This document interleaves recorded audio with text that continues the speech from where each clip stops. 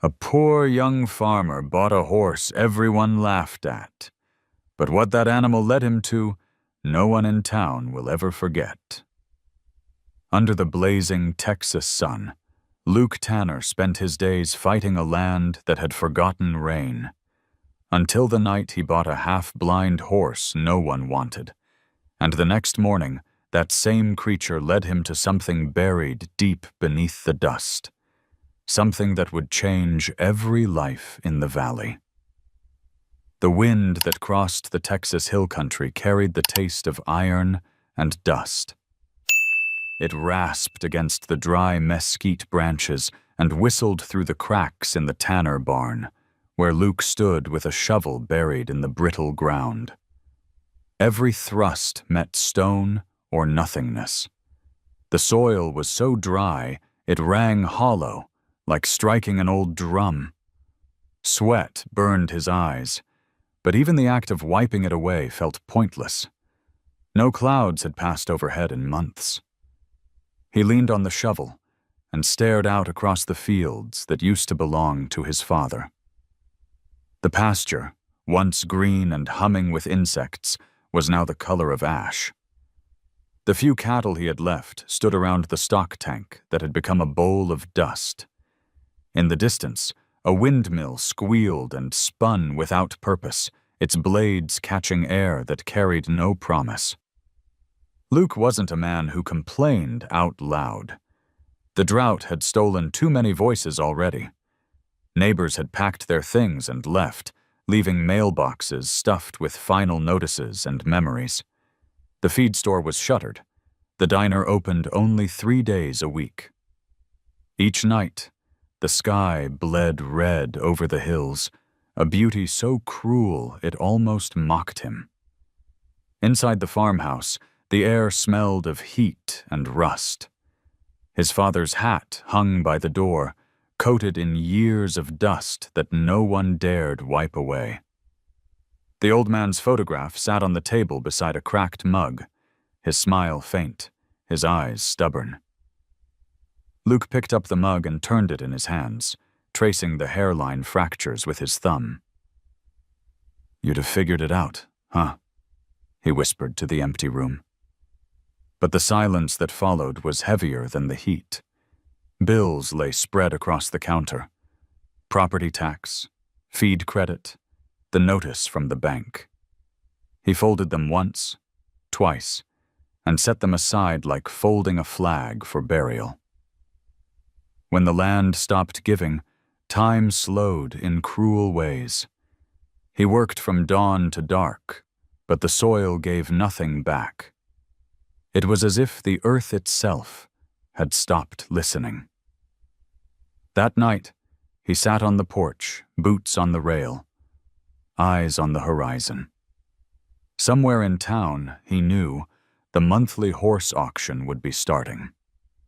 He'd gone once as a kid, back when his father bought colts with futures ahead of them, strong, spirited animals that kicked and snorted at the smell of freedom. Now those same auctions sold ghosts, horses people could no longer afford to feed, or ones that had lost their shine. The radio on the porch crackled with static before catching a voice. "Horse auction tonight, Cooper Barn, Junction Road. Consignments start at 6. Luke stared at the dark hills beyond his fence, then back at the shovel resting by the barn. He didn't need another mouth to feed. He could barely keep himself above water. Yet something in that dry wind made him restless.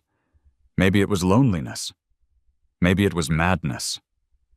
He stood, brushing the dust from his jeans, and walked to his truck. The engine coughed twice before catching. Headlights sliced through the dusk as he pulled onto the dirt road that led toward town. Along the way, he passed fields of cracked soil, broken fences, and barns collapsing inward. Life here was peeling away layer by layer. By the time he reached the auction yard, the sun was bleeding out behind the ridges, turning everything copper. The old wooden barn loomed ahead, its sign faded but still legible. Horse auction tonight. Cars and trailers lined the lot like weary survivors of some forgotten battle. Luke parked at the edge and sat for a moment, watching the silhouettes of people moving under the weak lights. He wasn't sure what had brought him there. Curiosity, maybe? Or the need to see that someone else's loss was greater than his own. He took a deep breath, tasted the dust, and stepped out of the truck.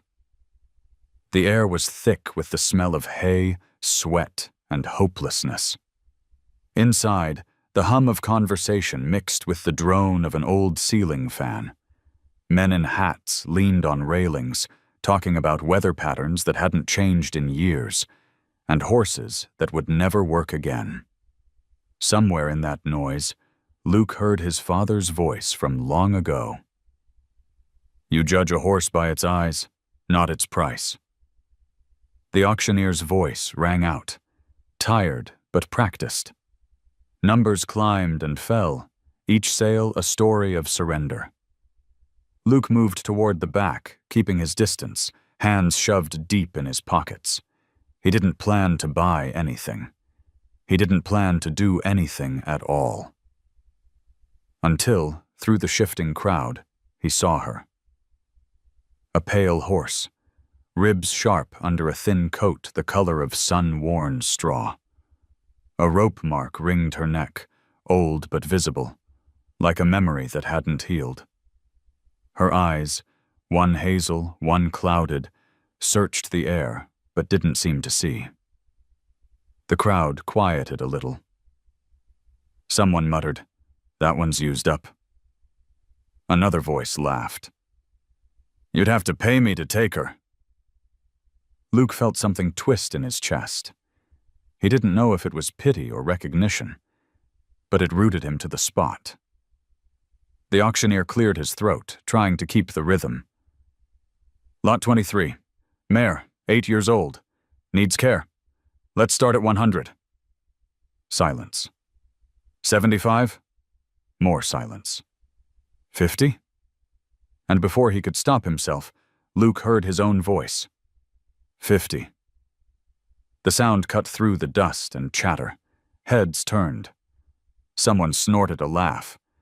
The auctioneer blinked, then banged his gavel once. "Sold." Luke Tanner stood still as the crowd murmured, feeling the weight of what he'd just done. A man near the rail shook his head. "Kid, that horse ain't worth the rope she's tied with." But Luke wasn't listening. He was already walking toward the pens at the back, the faint scent of hay and sweat in the air, wondering, not for the first time, why sometimes the things we save are the ones that end up saving us. The barn was older than most of the men standing inside it. Its beams were darkened by years of smoke, sweat, and oil from the lanterns that used to hang there before the county installed electric lights. Tonight, those lights hummed low, casting a yellow haze over everything. The air was thick with the smell of hay, manure, and cigarette smoke. Dust floated like gold flecks in the beams of light, swirling above the crowd that filled the bleachers. Luke stood near the back, hands in his pockets, the brim of his hat low. The sound of the auctioneer's chant rolled over him, steady and mechanical. The rhythm of a man who had said the same words for 30 years. "We'll start at 200. Do I hear 2? 250. Now 3. Sold at 350. A faint applause followed each deal, quick and lifeless. He didn't belong here. He knew that the way you know a song is off-key. Most of the men wore pressed shirts and clean boots, ranchers still holding on to some illusion of prosperity. Luke's jeans were dust-caked, his boots cracked from too many summers without rain. He had come out of curiosity, maybe guilt, maybe just to hear voices that weren't his own. When the auctioneer called for a short break, the crowd dispersed toward the water troughs and soda machine by the wall. Luke stayed where he was. From this angle, he could see the pens in the back, the holding area where the horses waited their turn. Some pawed at the straw, ears twitching nervously. Others stood still, motionless in resignation. It reminded him of people waiting for a bus they knew would never come. Then the noise quieted. The auctioneer returned to the stand, wiping sweat from his neck with a red handkerchief. "All right, folks, we're moving on to the next section. These are the strays and rescues. Some might still have a few good years in them. Let's see what we've got." A wrangler opened the gate, and a thin mare was led out, her coat so pale it caught the weak light and reflected it like moonstone. Her hooves clacked on the wooden floor as she stumbled once, then steadied herself. The murmurs started almost immediately. "Too skinny. Ain't worth the feed. Looks half blind." Luke's first thought was that she didn't look broken, just lost. The mare's eyes moved slowly over the crowd, one a warm amber, the other cloudy and dull. Around her neck, faint but visible, was a scar that looped like an old rope burn. She stood with her head lowered, not in fear, but in a kind of quiet surrender that hit Luke harder than he expected. The auctioneer's voice tried to lift the mood. "Lot 23, Palomino Mare, approximately 8 years old, gentle, temperament needs some care. We'll start at 100. Silence. 75? Nothing. 50? He hesitated, and someone in the crowd laughed. A short, sharp sound that carried. Luke didn't know why he spoke. Maybe it was the way the mare's ears flicked toward him as if she had heard something no one else did. Maybe it was because he couldn't stand another moment of that laughter. 50, he said, voice low but clear. The gavel hit the block like a gunshot. Sold to the young man in the back. The auctioneer's tone carried relief more than excitement. The crowd murmured, some snickering, others shaking their heads. Luke caught the disapproving look of a gray-haired rancher nearby. "Kid, that mare's a waste of $50, the man muttered, spitting into the straw. Luke said nothing. He walked toward the back pens where the transactions were handled. The clerk, a woman with a sunburned face and silver hair tied back, gave him a faint, knowing smile. "Paperwork?" she asked. He nodded, signing the forms with the stub of a pencil. "She's a gentle one," the woman said quietly, "but she's seen things. You can tell by the scar." Luke didn't ask what kind of things. He just nodded, folded the receipt, and slid it into his pocket. When he approached the mare, she stood still as he unlatched the gate. Up close, she smelled of dust and old sweat, but beneath that was the faint scent of hay and something warm, something alive. Her ribs were visible, but there was strength in the way she shifted her weight, as if she hadn't forgotten what it meant to stand proud. Luke reached for the rope and paused. "You're a quiet one," he murmured. The mare flicked an ear but didn't move. He slipped the lead rope over her neck, and for a moment their eyes met, his tired blue against her weary amber. There was a flicker of recognition there, like two travelers passing on the same long road. Outside, the evening air was cooler, but only slightly. The horizon burned orange, the sun melting into the hills. Luke led the mare toward his trailer, her hooves leaving soft prints in the dust. He could feel the stares of the other ranchers behind him, but none of it mattered now.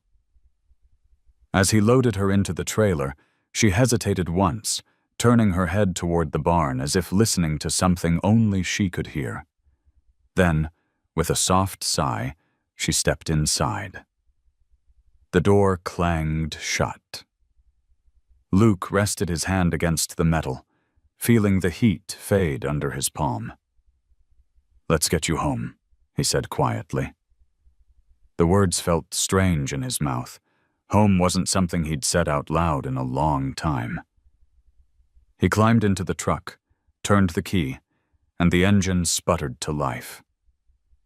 As he drove away, the lights of the auction barn grew smaller in the rearview mirror until they disappeared completely. Ahead lay 30 miles of open road, empty and silent. In the trailer behind him, he could hear the mare shifting her weight, the dull rhythm of hooves against steel. The night wrapped around them, endless and starless. And for the first time in months, Luke Tanner didn't feel entirely alone. The drive back to the ranch took nearly an hour, though the road stretched so empty it felt longer. The truck's headlights carved through the dark, revealing nothing but fences and the pale dust that drifted like smoke. Luke kept glancing at the side mirror, at the trailer bumping behind him. Every few miles, he'd catch a faint sound, a shift of hooves, a hollow thud, as if the mare inside was reminding him she was still there. By the time he reached home, the moon had climbed high, hanging over the hills like a coin left out too long in the sun. He backed the trailer up to the barn, cut the engine, and listened. For a long minute, there was no sound but the ticking of the cooling motor. The air felt heavy, filled with the dry scent of cedar and old wood. He stepped down, boots crunching on gravel, and unlatched the door. The mare stood motionless, her head low, ears twitching toward the night insects outside. "Easy, girl," Luke said softly.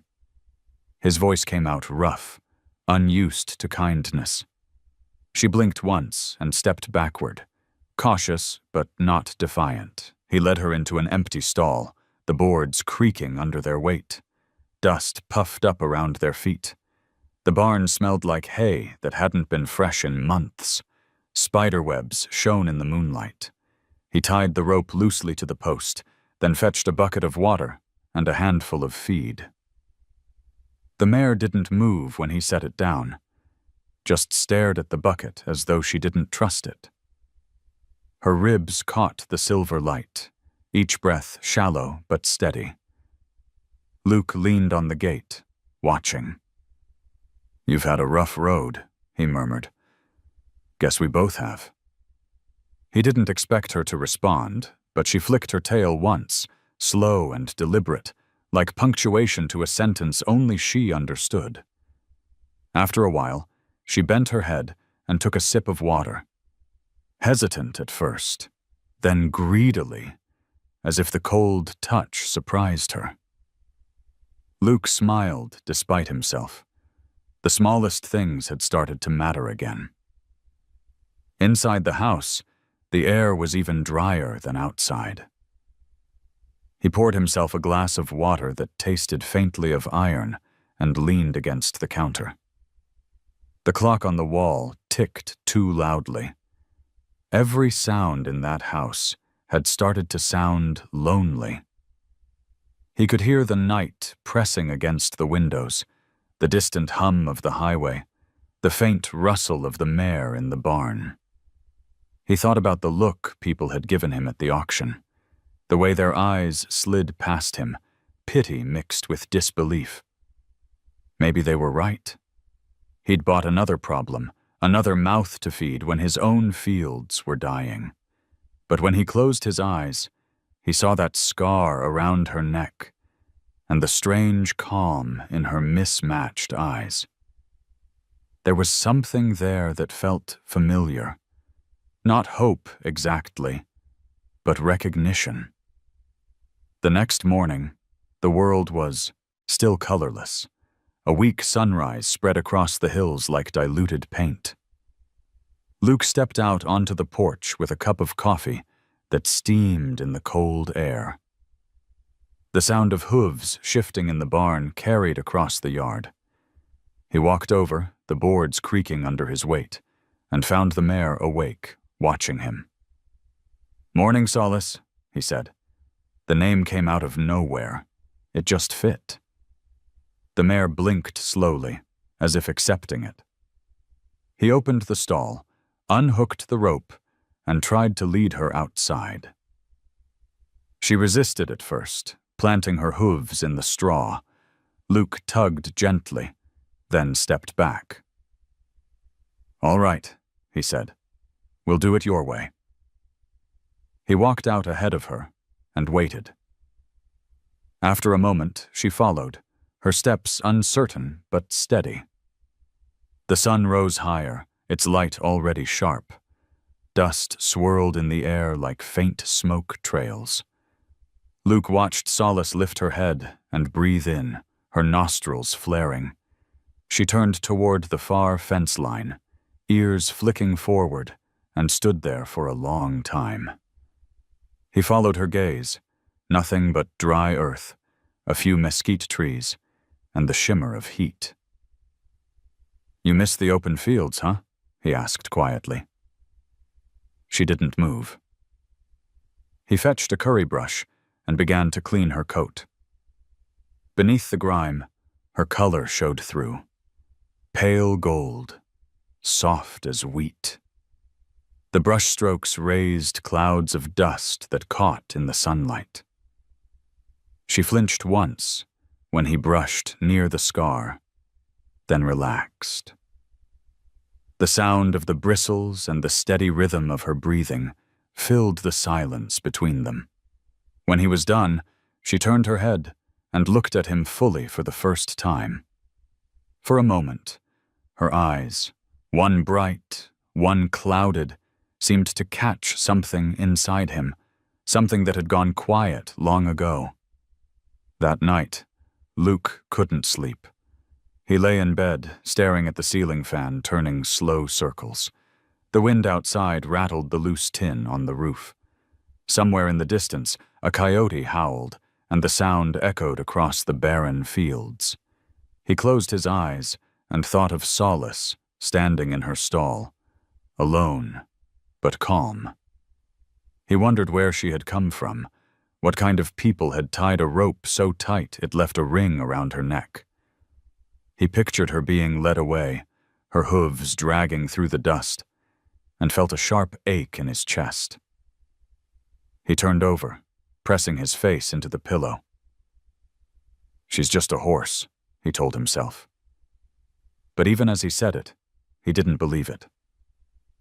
Before dawn, he woke to the sound of something moving outside, the faint thud of hooves.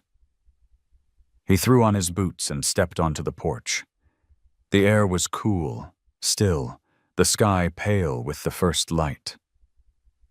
At the far end of the yard, near the broken fence, Solace was standing, head bent low. She pawed at the dirt, deliberate, patient. Luke rubbed the sleep from his eyes. "What are you doing, girl?" he called softly. She didn't look up. She pawed again, scraping until dust rose like smoke. Then she stopped, lifted her head, and turned toward him. There was nothing remarkable about the spot she'd chosen, just another patch of dead grass and cracked earth. But as Luke stood there, watching her in the early light, he thought he saw something different about the ground. The soil looked darker, richer somehow. The faint scent of earth. Not dust, but real earth, carried on the wind.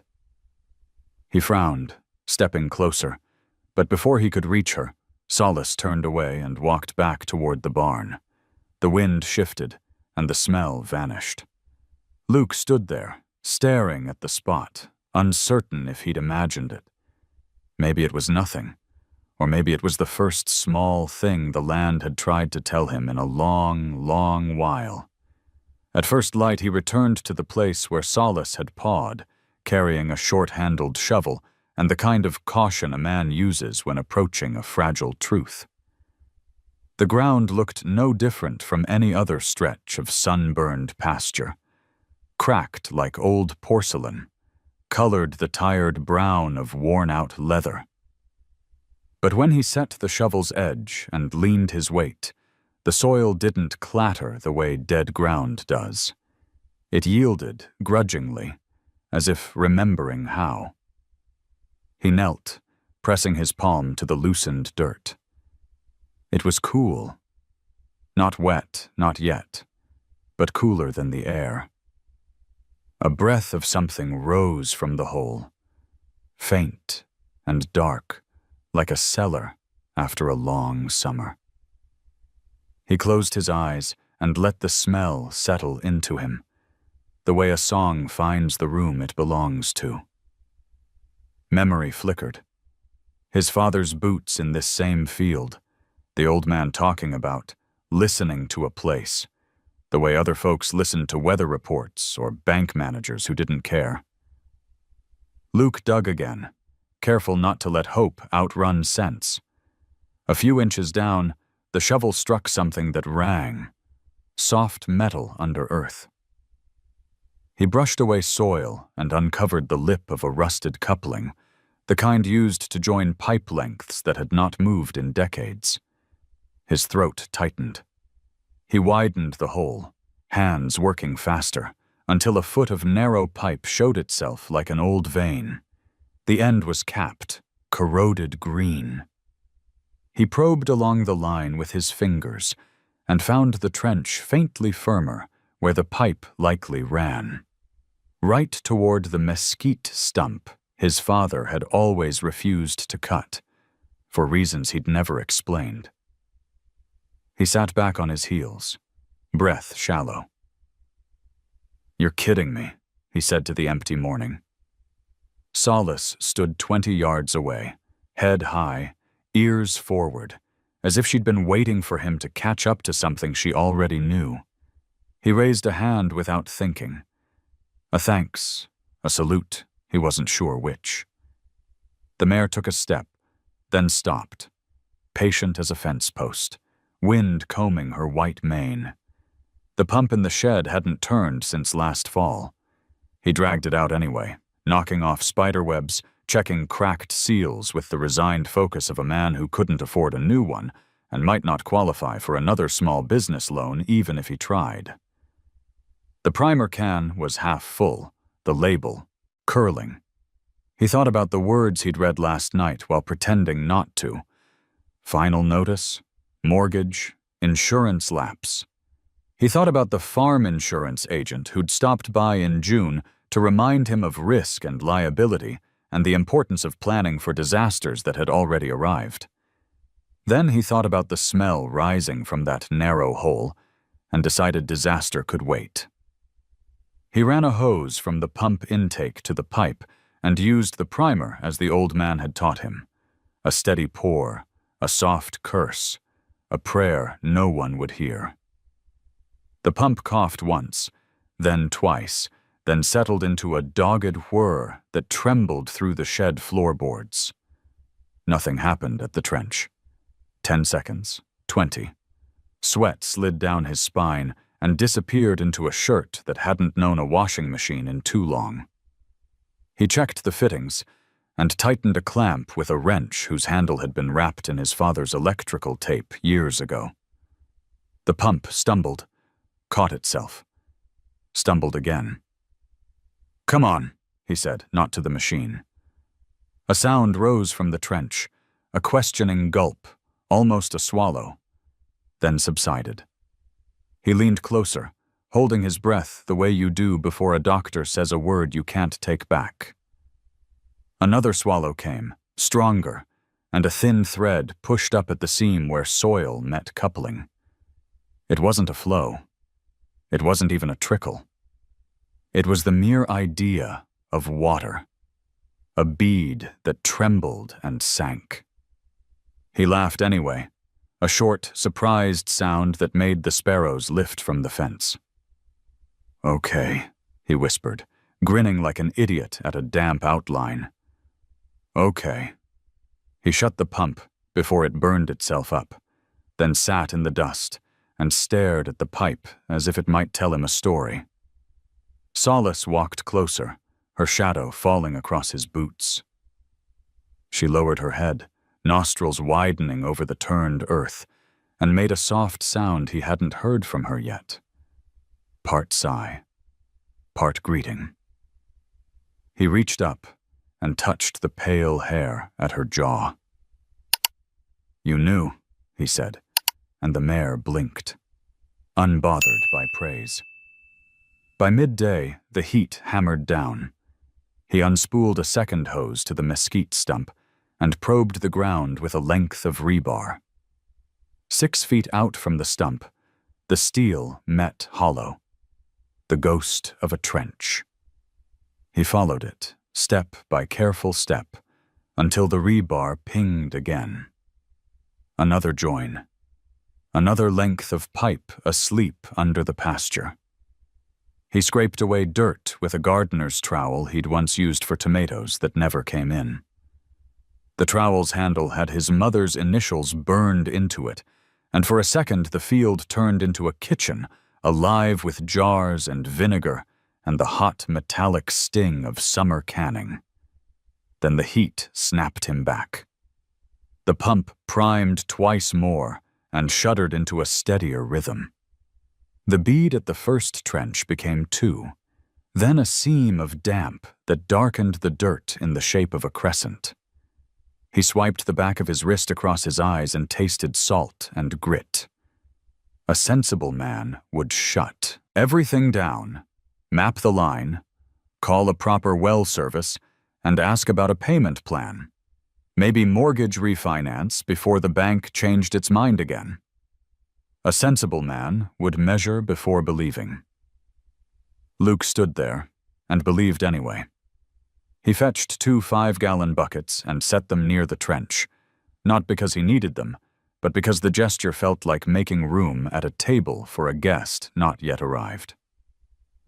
Solace drifted to the shade of the barn and dozed, her lower lip slack in that comic way horses have when they finally feel safe enough to let go.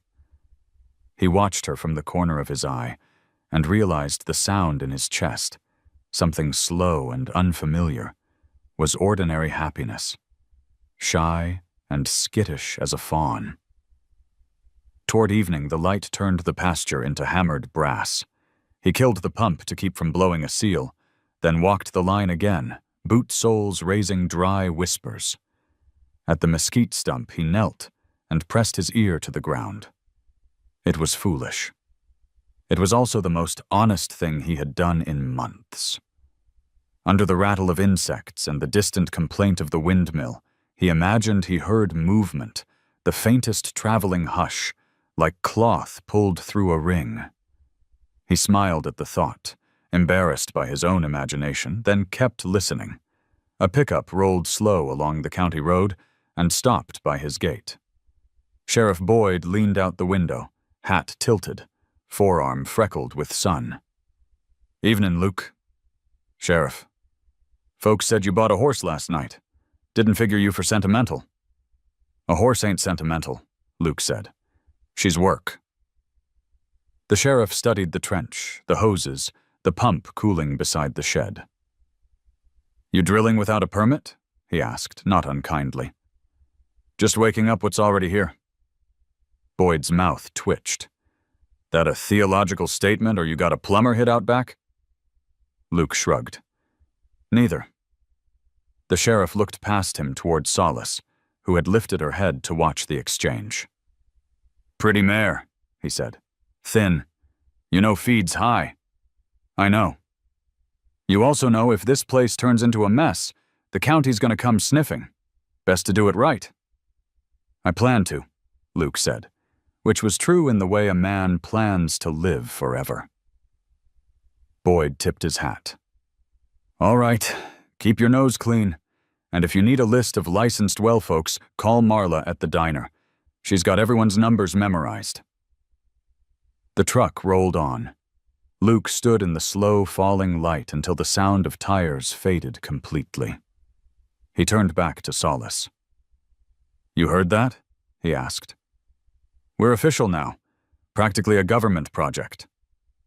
The mare chewed the last of a dry alfalfa flake and flicked an ear that said she had no patience for politics or attorney talk or any other noise that couldn't fill a bucket.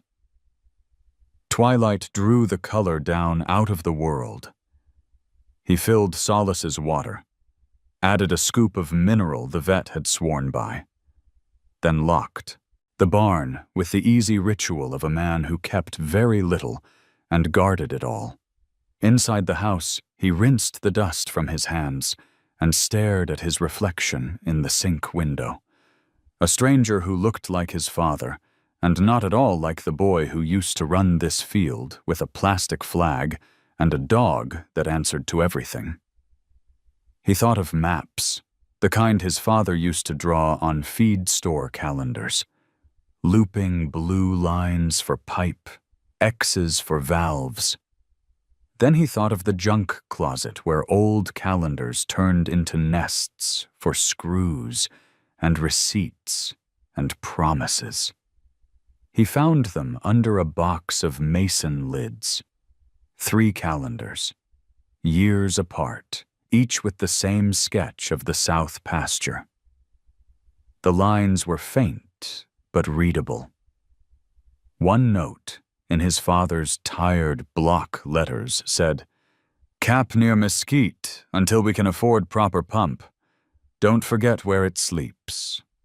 Luke carried the calendars out to the porch and sat with them spread across his knees while the cicadas took up their evening hymn. Solace nickered once from the barn, a soft sound that threaded the distance between them. He traced the pipe's route with his finger. It matched the trench he'd felt with the rebar. Where his father had written Cap, a small circle sat exactly where the faint seam of damp had appeared.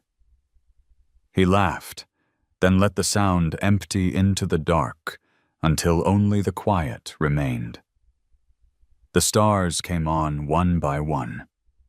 Coyotes sang farther off than usual. The pump cooled, the metal ticking softly. He folded the calendars and laid them beside the door with the reverence people save for Bibles and birth certificates. For a long time he watched the yard, the shape of the mesquite stump, the barely darker patch where the day had given back a breath of moisture. "Tomorrow," he said into the night, to the ground, to the mare he had named without asking. "We try again." From the barn, the answering shuffle of hooves felt like agreement. And with that sound, the promise of a map in his pocket, and the faint taste of earth still in his mouth, Luke Tanner walked inside, knowing that what he had found wasn't just a pipe. It was the beginning of remembering what his father had tried to leave behind. Morning came quietly, the kind that makes a man think twice before breaking the silence. Luke woke with the first light and sat for a while at the edge of his bed, listening to the slow creak of the house. The old boards carried every sound, the settling of wood, the distant tick of the cooling pump outside, and the rhythmic thud of Solace's hooves as she shifted in the barn. The smell of coffee, bitter and faint, hung in the air. When he stepped out, the horizon was already glowing, a smear of gold and copper.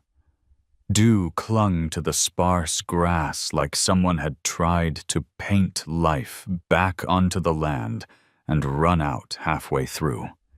He walked toward the trench where the pipe still slept beneath the dirt. The spot looked unchanged, but when he pressed his palm to the soil, he could still feel that cool breath underneath. He smiled, half doubt, half belief. Solace was waiting at the gate, her mane tangled from sleep. She followed him to the trench without being asked, her steps steady, her ears flicking toward the whisper of windmills in the distance. Luke ran a hand along her neck. "You brought me back here, didn't you?" he said quietly. "Guess we're not done." He set to work with a shovel and a crowbar, digging along the line the old calendars had marked. The sun climbed fast, turning the air thick. Sweat trickled down his back, and his hands burned from the handle's rough wood. Each time he thought about stopping, he'd glance at Solace standing nearby, watching like a patient foreman. A metallic scrape broke the rhythm. The shovel hit something solid again. He knelt and brushed away dirt until he found another section of pipe, the coupling still capped but faintly damp. A surge of emotion hit him. Pride, grief, disbelief. He rested his hand on the pipe, as though touching a grave. "This was yours, wasn't it, Dad?" he murmured. "You were so damn close." He remembered being 10 years old, sitting on the back of his father's truck, watching him sketch maps on the back of feed sacks, lines for irrigation that never got built, wells that never filled. His father used to talk about making the ranch self-sufficient again, a place that could live through anything. Luke had stopped believing that after the funeral. Yet here he was, chasing the same ghost. He went back to the shed and dragged out the toolbox, found a pipe wrench, and pried at the coupling. It resisted, then gave with a sharp metallic sigh. A trickle of dark water seeped out, smelling faintly of iron. He blinked hard, afraid the tears might come if he let them. Solace stepped forward, sniffed the air, and stamped once, her tail flicking like punctuation. "Yeah," Luke said, wiping his arm across his face. "It's a start." He set up the pump again, tightening the fittings, muttering small things under his breath, snippets of prayer and curse intermingled. When the engine coughed to life, he leaned over the trench. The first burst of air hissed out, then came a shudder, and then the miracle. Water, thin but real, spilling over the lip and darkening the soil. It wasn't much, just a weak, brownish flow, but to Luke it might as well have been a river. He laughed, a sound that startled Solace. "You see that? You really see that?" he said, voice hoarse. He dipped his hands into the stream, let the grit run between his fingers. It tasted like rust, like memory, like home. By afternoon, the sun was high, and the weak flow had stopped again, but the smell of damp earth lingered. Luke turned off the pump to keep it from burning out. He sat on the ground, legs stretched, hat shading his eyes. Solace grazed near the barn, the outline of her ribs still visible, but softer now in the light. He closed his eyes and listened to the sound of the wind brushing through her mane. It reminded him of the way his father used to hum while working on fence posts, low and steady. It wasn't until now he realized he'd missed that sound more than anything else. Later that evening, he drove into town.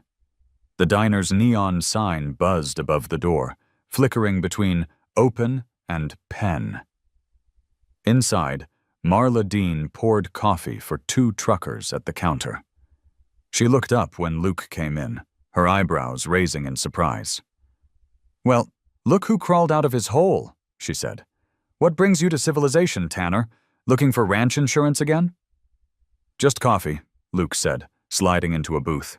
"And maybe a new gasket." Marla poured him a cup and leaned on the counter.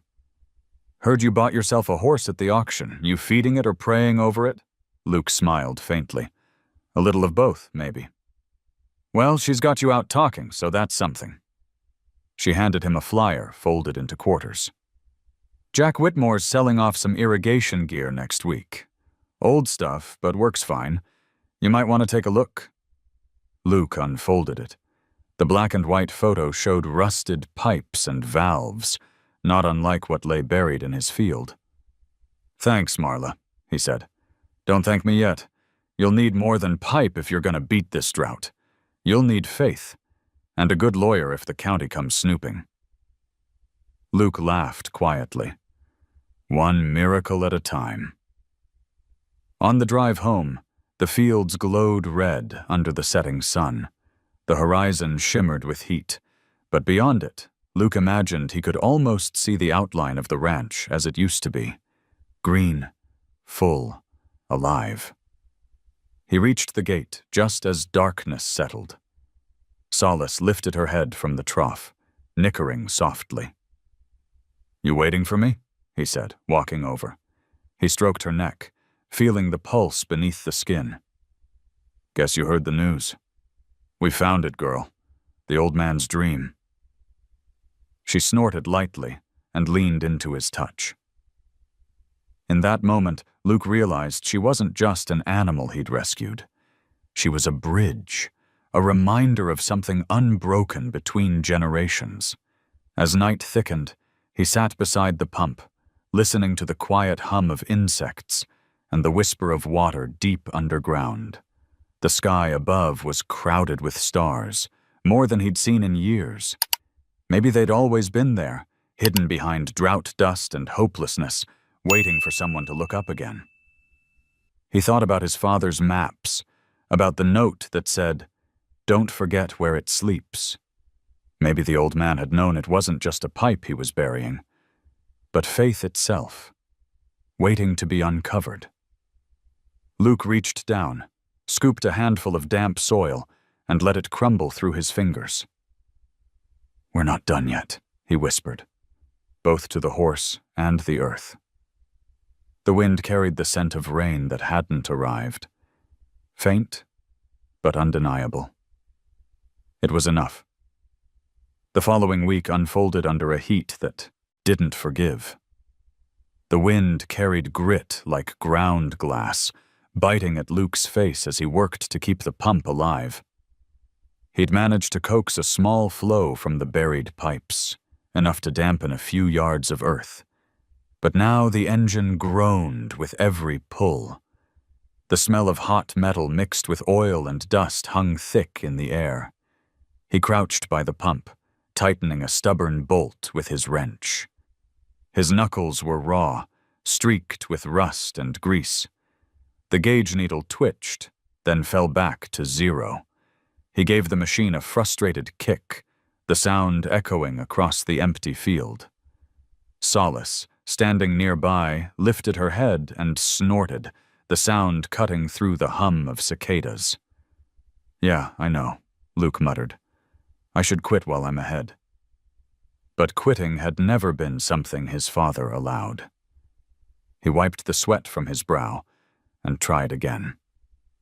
The engine sputtered, coughed, then died with a soft rattle. Silence followed, heavy, complete. Luke sank back on his heels. His chest ached from exhaustion and something sharper. He realized he hadn't eaten all day. The house loomed behind him, quiet as a tomb. Bills still lined the kitchen table. The envelope from the bank sat unopened. He thought of Marla's advice. Call someone, get a licensed service, maybe refinance the mortgage. But pride ran thicker than water. He didn't have the money, and even if he did, this was something he had to do himself. He dragged the pump into the shade of the shed, sat on an overturned bucket, and stared at the field. The faint damp patches from the previous week had already turned to dust again. All that work, all that hope, vanished into the air like it had never happened. Solace wandered closer, her hooves quiet in the dirt. She nudged his shoulder once, a gentle reminder that she existed outside his failures. He reached up and scratched her under the jaw. "You don't give up easy, do you?" he said softly. The mare blinked, her amber eye clear and steady. Her clouded one reflected the glare of the sun like a mirror. He stood, stretched the stiffness from his back, and decided to check the far fence line. Sometimes work, any work, was better than thinking. The pasture spread out in waves of brittle grass, each step sending up a puff of dust. Solace followed without being asked, her shadow long beside his. At the far corner, one of the posts had given way. The wire sagged, rusted, and tired. Luke knelt, set the post straight, and hammered a new nail into the brace. He worked slowly, methodically. It was the kind of labor his father would have approved of. Quiet, honest, without promise of reward. When he finished, he leaned against the post and looked out toward the horizon. There, beyond the ridge, the land shimmered faintly. A mirage, maybe, or the heat bending light. But Luke thought he saw a darker line, a dip in the terrain he didn't remember. He squinted, heart quickening. "Come on, girl," he said. Solace pricked her ears and followed. They climbed the ridge, boots and hooves crunching against the dry soil. On the other side lay a shallow depression dotted with mesquite roots and wild sage. The ground there looked different, darker, softer. Solace stepped ahead, lowering her muzzle to the dirt, sniffing, then pawing once, twice. She lifted her head and looked at him, ears forward. "You smell it again, don't you?" Luke whispered. He knelt and pressed his hand to the ground. Cooler than it should have been. The faintest smell of moisture, so subtle it could have been memory. He laughed under his breath. "Guess you've still got your tricks." He went back for the shovel. The sun climbed higher, burning through his shirt, but he kept digging. Solace stood nearby, patient, her tail swishing at flies. The first few feet were dry and powdery, then the earth turned dense, clay-like. The color shifted from pale tan to a deeper brown. His heart pounded as the shovel bit deeper. And then it happened. The sound, soft but unmistakable, of water weeping from the soil. A few beads, then a thin trickle that vanished almost as soon as it appeared. Luke dropped the shovel and fell to his knees, laughing through breathless disbelief. "You did it again," he said, voice cracking. "You really did." Solace nickered softly, as if embarrassed by the praise. He dug wider, enough to let the water gather in a small pool. It shimmered faintly in the sunlight, a fragile thing, but real. Luke cupped his hands, scooped a mouthful, and drank. The taste was metallic, heavy with earth, but to him it was sweeter than anything he'd ever known. He splashed some onto his face, letting it run down his neck, washing away the sweat and grit. But when he turned to the mare, her head was low, breathing heavy. He frowned. "Hey, you okay?" He stepped closer. Her sides rose and fell too fast. The scar around her neck pulsed faintly, the skin twitching. Luke ran a hand down her shoulder. The heat from her body was wrong, too much, feverish. "Damn it," he muttered. He led her back toward the barn slowly, whispering to keep her calm. She followed, though her steps faltered once or twice. Inside the stall, she drank greedily from the bucket. He brushed her coat, dampened her with cool water from the well, and waited until her breathing steadied. That night, the ranch was silent again. Luke sat on the porch with a beer gone warm, the stars above sharp as glass. He could hear Solace moving in her stall, the slow rhythm of her hooves shifting. He thought of the new water pocket, the faint shimmer of possibility. But his chest felt heavy, the old fear pressing in, the fear that nothing good ever lasted out here. He picked up his father's map again, tracing the lines in the dim light. The pipe didn't run anywhere near that new spot. Maybe there were more. Other hidden veins running under the soil, forgotten like everything else. Or maybe it was coincidence. Either way, he knew one thing. Solace had found something no man could have. He leaned back in the chair and looked toward the barn. "You saved me twice now," he said quietly. "Don't you dare quit on me." The wind shifted, carrying the smell of sage and the faintest hint of damp earth. Somewhere, deep in the dark, a whip poor will called. Luke closed his eyes and listened. In the quiet, he could almost hear the slow heartbeat of the land returning, a fragile pulse that matched his own. By dawn, the air had changed. It was lighter somehow, holding a faint sweetness Luke hadn't felt in months. He woke to the sound of Solace stamping in her stall. Anxious. Alive. When he stepped outside, the sky was washed clean, a pale blue streaked with the faint blush of morning. The dust that usually hung in the air had settled overnight, leaving the hills oddly clear. He walked toward the barn with coffee in hand, the steam curling against the crisp air. Solace turned as he entered, her ears flicking forward. The fever from yesterday seemed to have broken. She pawed once at the straw. Restless. "Easy, girl," he said. "We've both had worse days." Luke saddled her lightly. She flinched when the strap brushed her scar, but didn't resist. He patted her neck and led her out into the pasture. The sun was rising behind them, its first light spilling over the fields in ribbons of gold.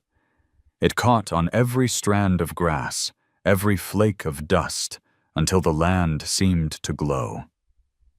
He guided Solace toward the ridge where the second pocket of water had appeared. When they reached it, the soil was still dark, still cool. Luke crouched, pressing his hand against it. "You knew," he murmured. "You always know." Solace lifted her head, ears twitching, eyes fixed on something beyond the horizon. For a moment, Luke thought she looked almost regal, a creature out of place and time, carrying secrets the land had forgotten. He went back to the shed, started the pump again, and ran a new hose toward the depression. It coughed and rattled, belching out air and dust before settling into a slow rhythm. Luke waited, the vibration humming through the ground beneath his boots. A few minutes later, water began to seep from the hole, thin at first, then stronger. It shimmered in the morning light, a small but steady stream. He laughed, a sound raw and joyous. "Look at that, girl," he shouted, his voice echoing across the valley. Solace took a step closer, lowering her muzzle to the stream. She drank greedily, the water darkening her chin. Luke splashed some on his face, the coolness shocking against his skin. For the first time in years, the smell of wet soil filled the air. Rich, clean, unmistakably alive. He spent the rest of the morning digging a channel from the spring toward the main trough. The work was heavy, but he didn't mind. Sweat rolled down his back, mixing with dirt and satisfaction. The water followed, threading its way through the trench like a silver snake. When it reached the trough, he let it fill slowly until the reflection of the sky stared back at him. As he stood there, Luke realized the sound he'd been missing wasn't rain. It was this. The steady murmur of water finding its way home. It was small, but it was enough. He turned to Solace, who was watching him with calm intensity. "You just saved the whole damn place," he said quietly. "Maybe even me." That afternoon, neighbors started to show up, one by one. Word traveled fast in the hill country. Jack Whitmore arrived first in his dusty pickup, stepping out with the careful slowness of a man who'd seen too much dry land. "Heard you struck water," he said. "Guess you could call it that," Luke replied. Jack peered at the small stream and whistled. "That's more than luck. What did you do? Hire a driller?" "No, she found it." Luke nodded toward Solace. Jack raised an eyebrow. "That skinny mare?" Luke smiled. "She's got a good nose." By evening, more trucks had gathered along the fence line. People stared, muttering among themselves. Some laughed, others looked uneasy, as if seeing something they couldn't explain. A young boy wandered close and reached out to touch Solace's neck. She stood perfectly still. "She smells like rain," the boy said softly. The words settled over the crowd. Luke felt his throat tighten. He wanted to tell them it wasn't a miracle, that it was just luck or instinct or something simple. But he couldn't say it. Because deep down, he knew this was more than coincidence. When the crowd finally thinned, Luke sat on the fence, the last rays of sun warming his back. Solace grazed quietly near the trough, her reflection trembling in the water. He thought of his father again, how he'd spent years chasing dreams that never came true, how he'd died believing the land had stopped loving them.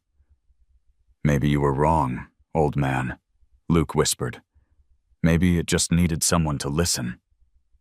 As night fell, he lit the lantern in the barn. The light spilled across the walls, turning the rough boards golden.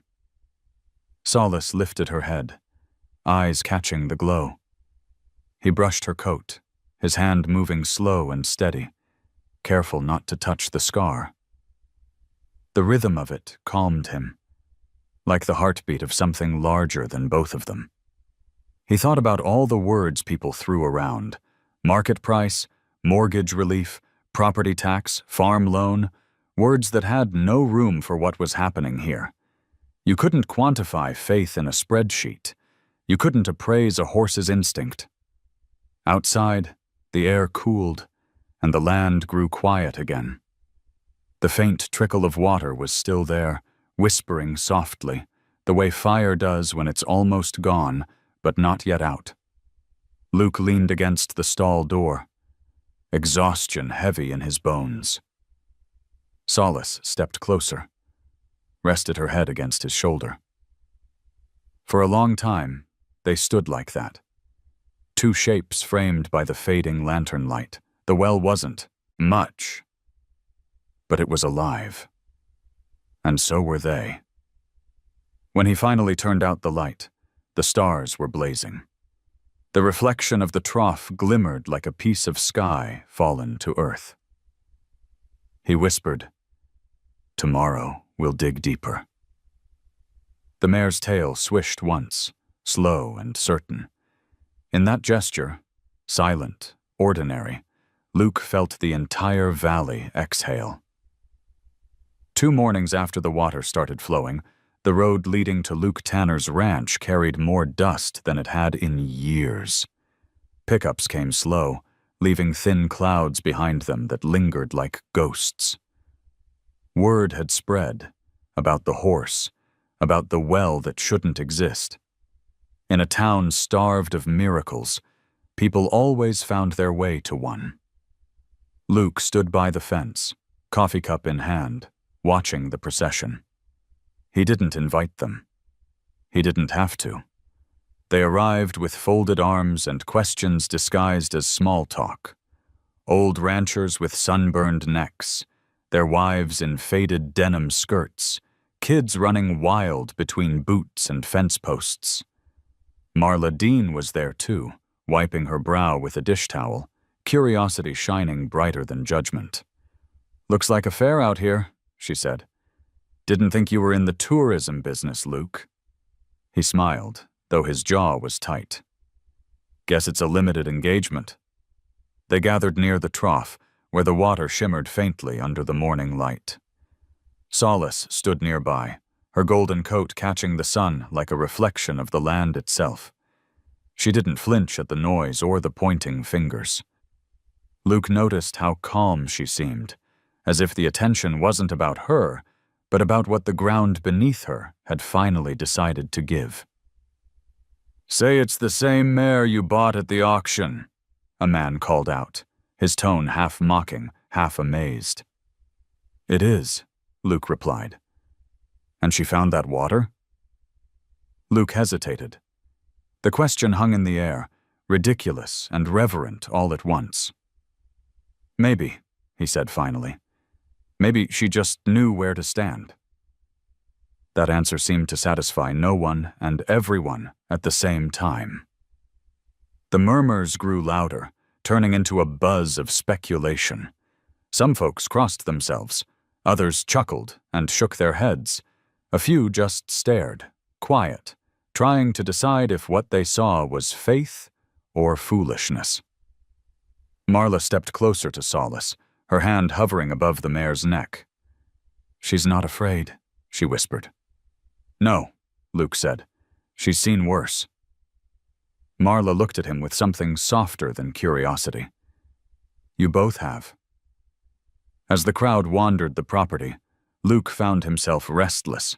He wanted to tell them to leave, to stop turning this quiet place into a spectacle. But he couldn't deny what he saw either. The way their faces softened when they looked at the running water, how they breathed a little deeper, as if remembering what hope felt like. For a town built on struggle, even a few drops of belief could make people forget the weight of debt and drought. He caught Jack Whitmore, leaning on the fence, studying the trench. "You sure this is real, Luke?" the older man asked. "Groundwater don't just show up out of nowhere." "I'm sure it's there," Luke said. "I'm not sure why." Jack spat into the dirt, thinking. "Well, whatever it is, you ought to protect it. County'll want to test it. The feds might too. They'll start talking water rights and property surveys. You'd best get yourself a good lawyer before somebody else claims it." Luke smiled tiredly. "A lawyer's the last thing this place needs." Jack gave a short laugh. "Maybe, but miracles have a way of attracting paperwork." By noon, the crowd began to thin. Marla lingered, helping a few kids toss pebbles into the trough, laughing when the ripples caught the sunlight. "You ever think maybe your dad knew?" she asked when they were alone. Luke turned toward the mesquite stump where his father's old pipe ran. "I think he hoped. That's close enough." Marla nodded, tucking the dish towel into her pocket. "Don't lose that. Hope, I mean. It's worth more than land around here." When she drove away, Luke finally exhaled. The ranch was quiet again, except for Solace's steady breathing. He sat on the fence, hat tipped low, staring at the shimmering water. The wind carried the smell of damp soil and gasoline from the pump. It was the scent of hard work and something almost holy. Later that evening, Sheriff Boyd pulled up in his patrol truck. He didn't step out right away, just sat there watching the last orange light fade from the hills. Finally, he climbed down, boots crunching gravel. "Heard you had half the county out here today," he said. Luke shrugged. "Guess folks got bored of bad news." Boyd studied the trough, the hoses, the faint trickle of water. "You know, Luke, when people get desperate, they start seeing signs in everything. You think maybe that's what this is?" Luke met his gaze. "I think it's water, and I think she found it." The sheriff's mouth twitched, part skepticism, part respect. "Well, whatever it is, it's giving folks something to talk about besides foreclosure and fuel prices. Ain't much harm in that." He walked back to his truck, paused with one hand on the door. "You take care of that horse, you hear? Around here, Faith is fragile. Don't let her break it." "I won't," Luke said. When the taillights disappeared down the dirt road, the world was still again. Luke walked to the barn, where Solace waited, half asleep. He brushed her coat in long, even strokes, listening to the rhythm of her breathing. The lantern light caught the faint ring of scar tissue around her neck, turning it silver. He thought of all the voices that had filled the ranch that day, laughs, doubts, prayers, and how quickly they had left, leaving behind only the soft sound of water and wind. The attention would fade soon enough. That was the way of small towns. Today's wonder became tomorrow's rumor. But the water would stay. The mare would stay. As he turned to leave, Solace shifted her weight, pressing her head gently against his shoulder. It was a simple gesture, but it carried the weight of everything unspoken. Trust, gratitude, the quiet language of survival. Luke smiled. "Guess it's just us again, girl." Outside, the stars gathered above the valley, their reflections trembling in the trough. The sound of the running water blended with the whisper of grass. For the first time in years, the land didn't sound empty. It had been 3 weeks since the first trickle of water, and every morning Luke still half expected to find the trench dry again, the miracle gone. But it wasn't. The flow had steadied, small but sure, feeding the trough and the cracked patches of pasture around it. The grass nearest the stream had begun to blush green, fragile shoots standing like children in church, trembling but alive. He woke before dawn now, not out of habit, but out of something that felt like anticipation. The land was different in the morning, a little softer, a little less cruel. Even the wind carried a different note, one that spoke less of despair and more of patience. The weather report on the old radio sat by the window like a ghost of modern life.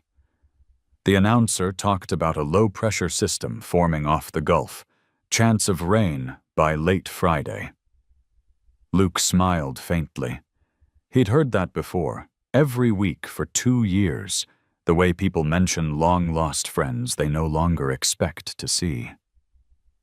Still, he caught himself glancing at the sky, looking for something heavy enough to believe in. Solace stood at the fence line, her mane tangled with dust. She'd filled out since the day he brought her home, her ribs now faint shadows instead of bones, her coat catching the early light like warm honey. She turned her head as he approached, snorting softly. "Morning, girl," Luke said, offering her half an apple from his pocket. She took it gently, her teeth brushing his palm. The horizon darkened by mid-afternoon. The air grew thick, electric. The windmills creaked and turned with sudden life. Luke paused in his work, leaning on the shovel, staring east. There, beyond the far hills, a gray wall began to rise, swallowing the light as it came. "Looks like they might have been right for once," he murmured. Solace lifted her head, too, ears pricked, nostrils flaring. A low rumble followed, distant thunder, soft but certain. He walked to the barn and began securing what he could. Tools, feed sacks, anything that might blow away. The smell in the air changed. Wet metal and ozone, the scent of real weather. His pulse quickened. It had been so long since he'd heard thunder that he'd forgotten how it sounded through the bones. When the first drop hit the brim of his hat, Luke froze. It rolled down, slow, heavy, like a memory he didn't trust yet. Then another, then a dozen more. Within seconds, the sky broke, open. Rain poured down in sheets, hitting the roof with the roar of applause. He ran outside, laughing, arms wide, letting the downpour soak him through. The water ran down his face, mixed with sweat and dust, streaking him clean. Solace kicked and spun in the pasture, her mane plastered against her neck, eyes bright. The world turned silver around them, mud, grass, sky, everything alive again. The trench filled quickly, the small stream swelling into a ribbon of moving light. The trough overflowed, spilling into the field, carrying bits of hay and leaves in a mad rush. Luke waded through ankle-deep water, laughing like a man possessed. "You did it, girl!" he shouted. "You called it!" The thunder cracked overhead, closer now. Solace stood still, head high, unafraid. Lightning forked in the distance, white veins across the horizon. The smell of rain mixed with the musk of earth, and Luke felt his chest ache, not from fear, but from the sheer weight of gratitude. He thought of his father then, of the old maps, the pipe buried deep, the stubborn hope that had refused to die even when he did. The rain wasn't just water. It was inheritance, redemption, the earth remembering its promise. He turned toward the barn, but Solace stayed rooted where she was, eyes fixed on the dark horizon. A bolt of lightning struck somewhere beyond the ridge, and the shockwave rolled across the land like the breath of something ancient. She didn't move. Luke stopped, watching her. The image seared into his mind, this fragile, once broken creature standing proud in the storm, as if the sky itself had been waiting for her. The downpour lasted for hours. By the time it softened into drizzle, night had fallen. Luke stood on the porch, soaked and exhausted, listening to the steady drip from the roof. The smell of rain lingered everywhere, sweet, metallic, endless. In the trough's reflection, the stars flickered like they'd fallen into the water just to see for themselves. He lit the lantern and walked to the barn. Solace was there, breathing slow, her coat glistening in the light. He rubbed her neck, feeling the steady beat of her heart under his palm. "You brought it," he whispered. "You brought the rain." She turned her head and nuzzled his arm, a soft snort escaping her. Outside, the wind shifted again, carrying cool air across the valley. The world, washed clean, smelled of promise. Luke leaned against the stall door, watching the mare settle into the straw. The sound of the rain had changed now. It was no longer a storm, but a song, steady and patient, filling the cracks of everything it touched. When he finally returned to the porch, he found himself staring out over the land, his father's words echoing in his head. "The land will always remember, son. You just have to remind it who it is." He smiled, a quiet, tired smile. "Guess we reminded it," he said aloud. In the distance, a single flash of lightning illuminated the ridge, and for an instant the whole valley glowed gold and alive. Luke closed his eyes, letting the rumble roll over him like a heartbeat. That night, he slept with the windows open, the smell of wet earth drifting through the house. The sound of rain against the tin roof was soft, like applause fading into prayer. Somewhere in the dark, Solace exhaled, a low, contented sigh, and Luke Tanner dreamed of rivers that never stopped running. When morning came, the world was unrecognizable. The valley shimmered beneath a thin veil of mist, and every blade of grass glistened with drops of rain that clung like pearls. For the first time in years, the ground no longer cracked under Luke Tanner's boots. It gave slightly, soft and living. The air smelled of cedar, wet soil, and the faint sweetness of renewal. He stood on the porch, a mug of coffee cooling in his hands, listening to the steady dripping from the eaves. The land was quiet, but not silent. It breathed.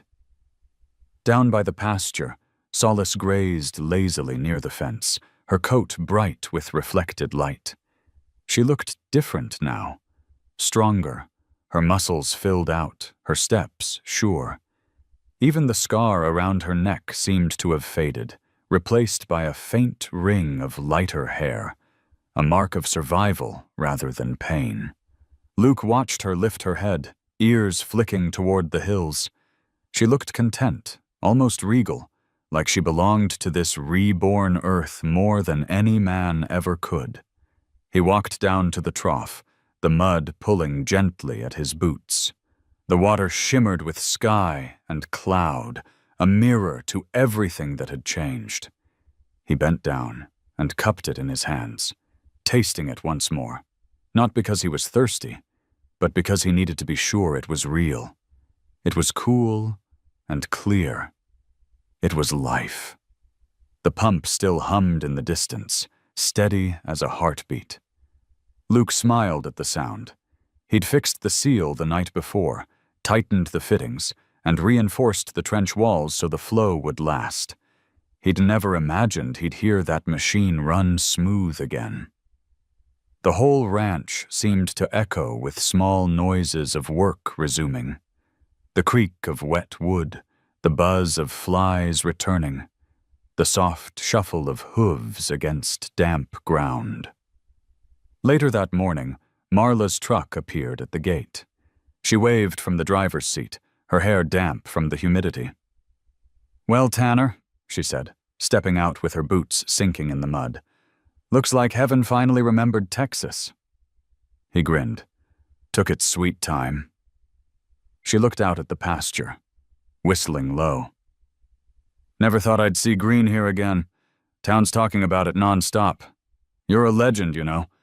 The horse-whispering farmer." "Don't start that," Luke said, shaking his head. "She just listened better than the rest of us." Marla smiled. "Maybe that's what makes you both special. You listened back." She reached into her jacket and handed him a folded piece of paper. "It's a list of folks asking if you'll come check their land. Seems they think your mare might be magic." Luke stared at the list, lines of names and phone numbers, most of them familiar. Neighbors, struggling ranchers, people who had nearly given up. He looked toward Solace, who was grazing near the mesquite stump, tail swishing. "I don't know if I can promise anything," he said quietly. "No one's asking you to promise," Marla replied. "They just want to believe again." He nodded slowly, folding the paper and tucking it into his pocket. "Maybe we'll see what we can do." When she left, the valley fell back into its calm rhythm. Luke leaned on the fence, watching Solace. A bluebird landed on the wire beside him, shaking water from its wings. The sky above was a deep, endless blue, the kind that looked like forgiveness. By afternoon, the sun had dried the puddles, leaving the earth warm and clean. Luke took the old hammer and scrap of wood he'd saved since his father's days and walked to the hill overlooking the pasture.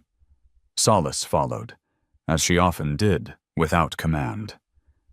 He drove the stake into the ground and nailed the wood to it.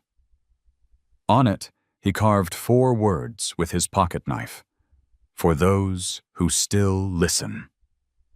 He stepped back, wiping the sweat from his brow. Solace stood beside him, her mane stirring in the soft wind. "It's not much of a monument," he said, "but I figure you don't need statues. Just a reminder." She nudged his shoulder, gentle and firm. He chuckled. "All right, you win. We'll call it yours." The afternoon passed slowly. The valley gleamed under the sunlight, alive in ways Luke had almost forgotten were possible. The cows wandered back toward the lower fields, finding patches of grass they'd abandoned long ago. Birds circled high, their cries sharp and bright. Even the air felt lighter. That evening, as the sun dipped below the horizon, Luke sat by the trough again. The light turned everything gold: the grass, the barn, the mare beside him. The water reflected the fading sky, and for a moment it looked as if the heavens themselves were inside his reach. He thought about his father and the years of struggle, about the old maps drawn on feed calendars, about the line that said, "Don't forget where it sleeps." He had spent so long fighting the land, trying to force it to give, that he'd forgotten how to listen to it. Solace had reminded him, not through miracles, but through stillness, through patience. "You know what's funny?" he said softly. "I thought I was saving you. Turns out you were saving me." The mare flicked her tail, ears twitching toward his voice. He reached up and rested a hand against her neck. "You found what everyone else forgot was here," he whispered. "Not just the water, the will to keep going." Night settled gently over the valley. The crickets began their slow song. The sky bloomed with stars, each one mirrored in the trough below.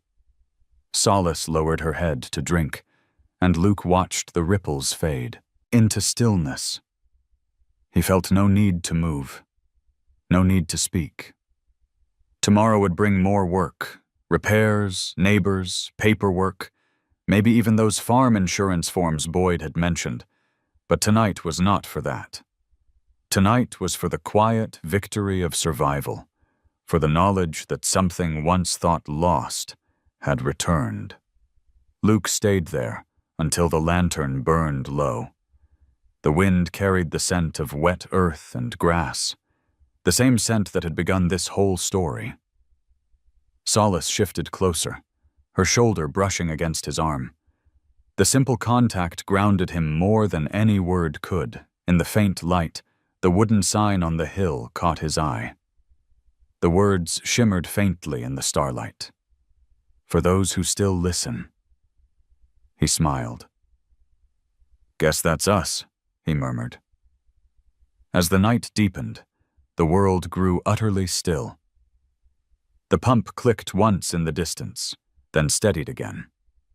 The valley breathed, and in that quiet, the kind that lives between heartbeats, Luke Tanner finally understood what it meant to belong, not to the land he'd inherited, but to the life he'd chosen to rebuild. If this story touched your heart, tell us what you felt in the comments below. We'd love to hear your thoughts. Don't forget to like, subscribe, and stay with us for more true stories about hope, second chances, and the quiet bond between people and horses.